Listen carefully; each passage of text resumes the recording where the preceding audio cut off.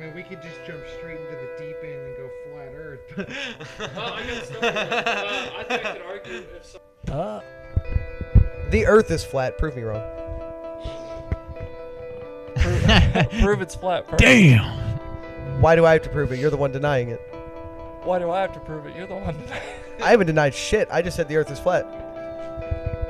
And I said the Earth's round. That's all. We'll agree to disagree. Moving on.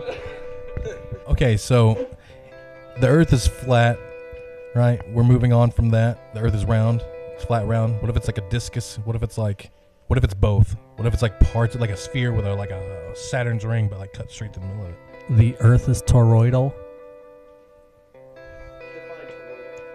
Donut shaped. I was about to say I hate you. Have you guys seen the hot dog one? Like the Earth's a hot dog? Have you seen that meme? That's hilarious. It was like, I'm so sick of the flat Earth theory. I like the hot dog I Earth. like phallic Earth theory instead. Hold on, I'm trying. Okay, let's go around. See, do any of y'all believe in flat Earth? Ooh. Traditionally, I would say I wouldn't. That's where I'll take my stance. Don't really believe in the flat Earth theory, but as of recent studies, the whole globe aspect, or how we view the Earth being round, being more of just a sphere. It turns out it's not really even like that. That's just the best way for us to represent a round Earth. It's actually really weirdly shaped oval, really rough edges. So it's not as pretty. So we don't really publish that. Yeah. So interesting thing that Daryl said. What do you go by? Daryl. Okay. Daryl Lion. Okay. Got it. So, oh fuck, what did you say?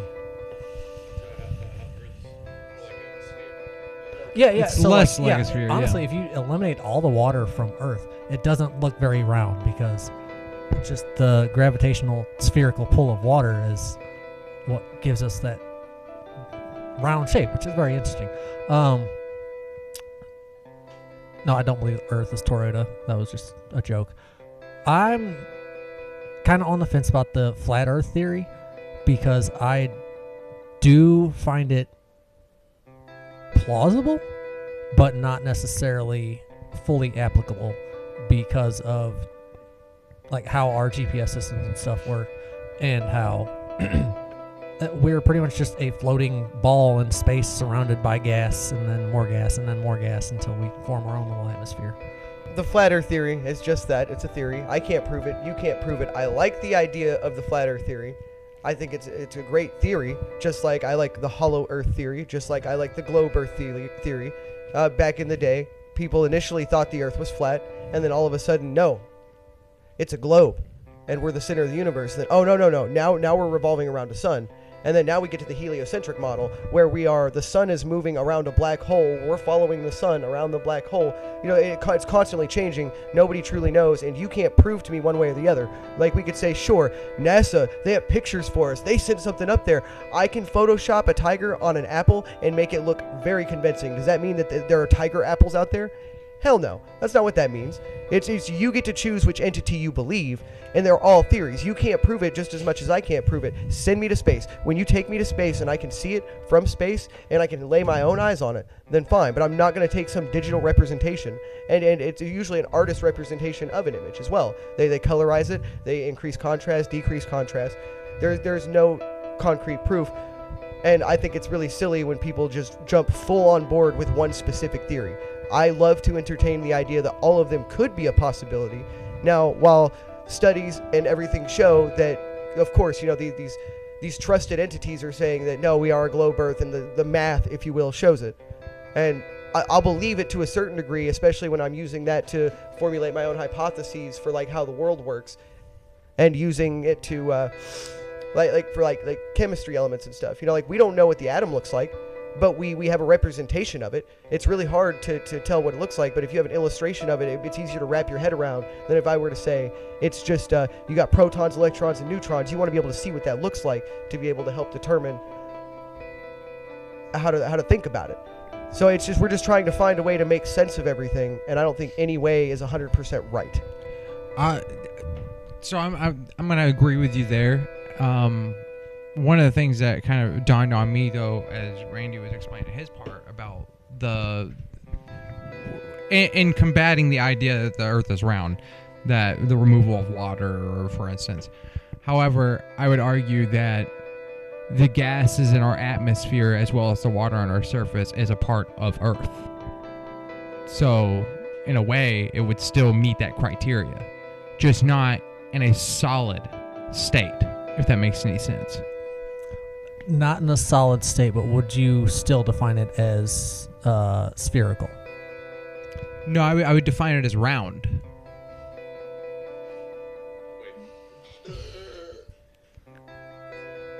So round would define a circle. Spherical is its own definition of it's a three-dimensional. Wait, yeah, no. The argument, he said round. You said sphere. 3D, 2D. Yeah. Flat. Versus. Well, no. Even then, just because I'm worried about the semantics on this one. What is the definition of round? Okay, so right now it's pretty much against the law, if you will, to travel to, let's say, the North Pole or Antarctica. You're not allowed to do that. Militaries will intercept you, and the only way you can do that is if you are given express permission and you have permits and everything. What do they have to hide? Why can't somebody just go to Antarctica? Oh, well, safety reasons, safety purposes, this and that. Who's in charge of their own safety? Me. If I want to do it and I have the means to do it, then I should be able to do it. Now, I can't prove that these people tried and that they got shut down and stuff, but that's what I've heard, and that's something that I'm really curious about too, because why we have a lot of prominent figures that go to Antarctica. We have a lot of big names that go there. Well, why go there if it's nothing? If there's nothing there, what's the point of going? The Nazis were big on going to Antarctica. They wanted to set up bases. Well, if there's nothing there to set up for, and it's really nothing to worry about, then why do all these prominent figures love it? Why are they so curious about it and want to go there too? There's actually a lot of prominent figures who really like biblical type stuff for some reason. Like deep dive into religion, like Christianity and all that. Okay. Relics, and I had something about it. I don't know, maybe there's something in the Bible about, I don't know, I can tell you. Round, shaped like or approximately like a circle or cylinder. Or you can have a different definition, shaped like or approximately like a square. We're gonna go with the first one, shaped like. So a circle can be anything. It can be any shape. Like a sphere. Let's go with the. Oh, round. Okay, you said round. You're oh, right. not square, sphere. Oh my gosh, why did I read that square? Or round Earth. So that's why the argument is between round Earth and flat Earth. It is interesting that flat Earth does imply a round, flat Earth, whereas like most game maps are square. So, like, what if Earth is square? What if we're actually just in a simulation and we're just... What if it's like Minecraft and it's procedurally generated to infinity? But they don't want us to know that, because if we know that we can go out of their grip and their grasp and make our own stuff and do our own little civilizations, then they lose power. And that's what they want. People want power. That's all people want. They want power. They want to be able to control us, because if we could go off and do our own things, then we could come back and take down their society, or tell the truth to people and give them a better life. Yeah, so one of the theories that I had personally on that subject, like just on the whole, people want power and everything, and you mentioned that the Nazis were big. Well, how do you know that? Based on just what you were told, what you've researched, right? But that's just what's been allowed. So it's like the problem with like history that I have when it comes to like all of our studies and what's been recorded and this, that, the other, right, is that you are only allowed to know what they're willing to show you. Yes, exactly. And it's like, so like you said, unless you are physically there, it's really hard to believe anything, because everyone says, same thing with math, it's like 2 + 2 = 4. And it's like, why is that true? It's because we were taught that, right? That's the standard. That's why it's right? important that we go to school and learn basic functions like math, reading, writing, so that we can pass down information.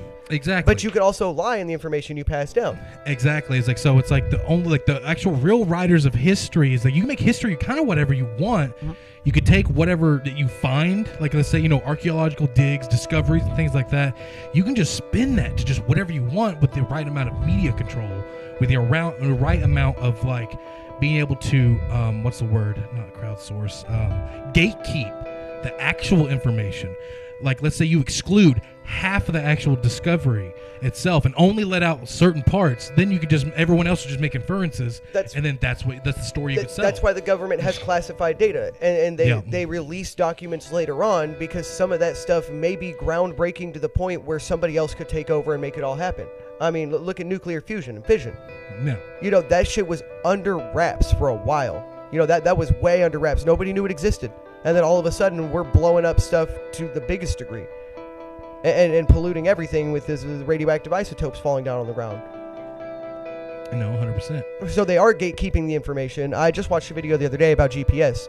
And the government had GPS, and I don't know the exact day. We'll say 1980. They had it before it was publicly available, and they didn't want to make it publicly available because that's what they used to track their submarines out in the waters. They needed those satellites to be able to bounce the information off of, so they could triangulate where the stuff was. And if everybody could do that, what's not to say that they couldn't find the submarines or our assets, or you know, if they knew exactly where the important people were, they could bomb them, get rid of them. Yeah, and it's just in that instance, you know, with the GPS, just that technology, the technology itself was gatekept. You can gatekeep any kind of info depending on what system is in power at the time, can just determine and tell you what history is supposed to be. Because there's a lot of stuff that we learned, you know, back in the day in history books that was the certain way. You go like 20, 30 years knowing that information as true, as fact, until something later just breaks that and says, oh yeah, by the way, that never actually happened. But then that's where people get mad. People get angry at that. Yeah. They're like, oh, it can't be wrong because I was taught this. And it's like, well, don't think of it that way. It's okay to be wrong. It's not okay to, I mean, it's okay to be wrong. You don't have to be right all the time, but you should, whenever you hear information like that, you should be like, okay, let's think about this for a second. And let's break it down and see what we can figure out to try to find the truth. And it's okay to be wrong. You should be willing to accept your faults. I do it all the time. You know, I'll say something. I'll say something, but if you can create a good enough if you can create a good enough argument to sway my opinion, then I'm willing to hear it out. And I'm willing to change my opinion, but you have to create a good enough argument. And that's all everything is. It's me trying to convince you that my way is better. Yeah, I mean, I like the quote from you know, Tommy Lee Jones in Men in Black. About, you know, just people in general as just a consensus. Just be like, you know, a person can be smart, but people are stupid, you know, and just say, you know, everybody, like you said earlier, you was like 200 years ago, everybody believed the earth was flat. Yeah. 100 years ago, it's round. And up to, you know, and when he's talking to Will Smith, he's like, up to, you know, about a few hours ago, you believed earths were alone in the universe.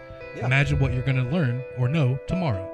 Oh, 100%. And they'll drop that information when they need to. And we've heard speculation of that constantly anyway about, well, oh man, what was that? It was the Project Bluebeam or something that I heard about. Yeah. Where they're going to project aliens in the sky or something. Like they're going to be able to project things to make them look super real because we all need a common enemy. We all need a common enemy to be able to come together so we're not fighting each other.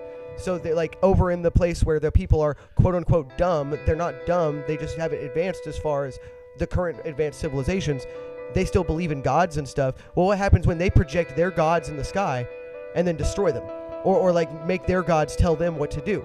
You know, so it's almost like the whole NASA thing again. Yeah. You know, they send us these images and tell us, "Oh, this is real stuff. This is real. But you got to believe us because we're a huge entity and we know." You know, well, so imagine if somebody was just completely skeptical, like let's say the only thing that they believed, right? They didn't believe anything that they either read because that was always written by somebody else. Somebody else's perspective is not by you. Mm-hmm. So imagine a person living and going through life from infancy all the way up to now, only believing fact as what they've personally gone through. Yes. How do you think their life would be? They would be a lot less intelligent in a certain sense, like, and it's weird, right? Yeah, no, it's a great process to go down. You have to have some faith, if you will. You have to have some faith in something, you know. So I pick my sources and stuff that I'd like to believe in. Now I never truly believe in them, but I'll take their information and run with it. You know, like if I want to figure out how to make vinegar, for example, you know, I'm gonna look it up. And then I'm going to use that process to try to make vinegar. And if it makes vinegar, then I know that process is true. Because I know what vinegar smells like. I know what it tastes like. I know what it's made off of based off of what I've learned. And it's always the same thing every time. Now, if I do the process and it doesn't make it, or it makes something that smells different, or tastes different, or say that I sense differently than what I've known vinegar to be, then that is not vinegar. We have standards. Could be a different type of vinegar. I mean, fair enough. Like, and then like when you get into this debate a lot, I've noticed like whenever it's like your own perception, like your own idea of like your truth is what you determine is what something is. So imagine this for me is like, let's say you look up how to make vinegar online. You make it, you taste it, you're like, oh, that's gross, that's not vinegar. But I taste it, I say, that's exactly what that is. That's vinegar. To you, it's not vinegar because you've never actually had real vinegar. So you've associated it with something else. So let's say just like whatever, like he said, like how there's different types of vinegars. Imagine just the base vinegar. Okay. You've never actually known as regular vinegar. You've had a slight variation or difference. You have a reference, though. You have a reference. Yeah. Because we can go to the store and we can buy vinegar, and it is the same vinegar every time. We know what it is because of that reference point, because that is the defining factor. It's like going back to the argument of, I see, is this blue or is this red? Do I see it as blue and you see it as blue, but it's actually my red in your eyes? Mm-hmm. You know, like it's one of those kind of arguments, and that's where we come up with the whole standardization of it. So if you go to the store, this store over here, you buy vinegar, and then you go to Walmart and you buy vinegar, and then you go to Kroger's and buy vinegar, you go to Safeway and buy vinegar, it's all going to be so very similar because it's all vinegar. Mm-hmm. So that's the standard. But right let's there. say what you made. So using that reference point, if you made vinegar, right, and it didn't taste like that, you're like, that's not vinegar, right?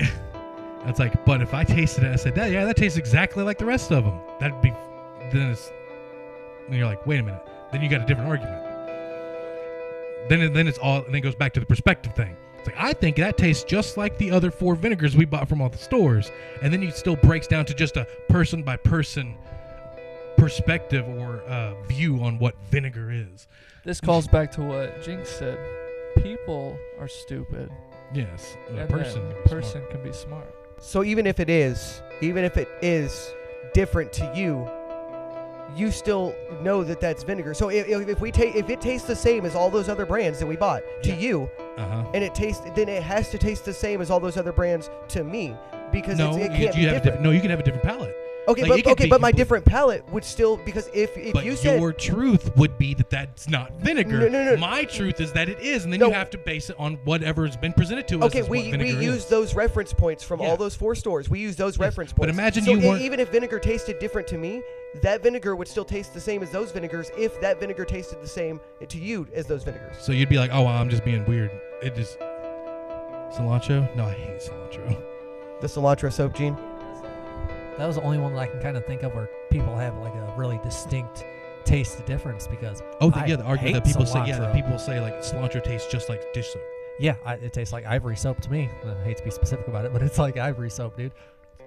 But still, right there, cilantro is going to taste like soap to me. Even though to you it doesn't, but all cilantro will taste like soap to me, even though you taste it differently because you don't have the cilantro soap genes. Yep. So I can still identify cilantro based off of that key ideal. So that's where the reference points come in. Mm-hmm. And that's what I'm talking about. Like, yeah, it may taste different to both of us. It may taste different, but at the end of the day, we still have a way to identify it because we taste it that way.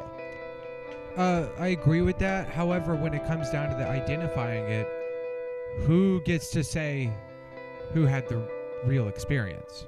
Who teaches it? Yeah, it'll come down to the who teaches it at that point. Because what if what he explains about his taste isn't the same as what you felt? So then you're going to feel compelled to say, no, that's not how vinegar works. Well, that's a good point. Like, kind of what he's branching off for there. Actually, so you talk about the reference points of cilantro, right? Like, this is all weirdly hypothetical, but like, imagine like that cilantro, right? That we all know as cilantro. In the U.S. is fucking cilantro, but let's say in Spain, they're like, I don't know what you guys are eating, but that's not cilantro. They say this is a different type of plant, and they said that's not cilantro, but everyone's like, no, this is cilantro. That's what we buy, sell it as, is cilantro. But they're saying, no, that's never been cilantro. Our cilantro is this specific plant, right? So then you would have literally 2 conflicting countries and ideas of what something so basic is. Well, see, and that's what happens whenever you split up societies and you use different languages and you come from different areas of the world and stuff, and that's fine because it doesn't matter because even though they may call it, we call it cilantro, they call it Poronto, And then it doesn't matter because it's still the same thing. well, circling back to the flat Earth versus round Earth, it all is based on like what truth is, right? What is reality? And the U.S. has told us that our version of cilantro is reality, right? Because we ain't never been to Spain. So imagine in Spain, their reality is that other plant that they have is cilantro. So it's like, what is actually cilantro is more of a global consensus. Like, everybody has to agree on ideas Yes. for it to be truth. Well, exactly. But regardless, the vinegar is still vinegar. The cilantro is still cilantro. No matter what you name it or call it, it still has those identifying factors and those Yeah. key factors. It's like, but you can break that down to almost any ideology, any specific like event, experiences, and all that. It's like if you like ask the room, what like is this band good? And you have to ask the room.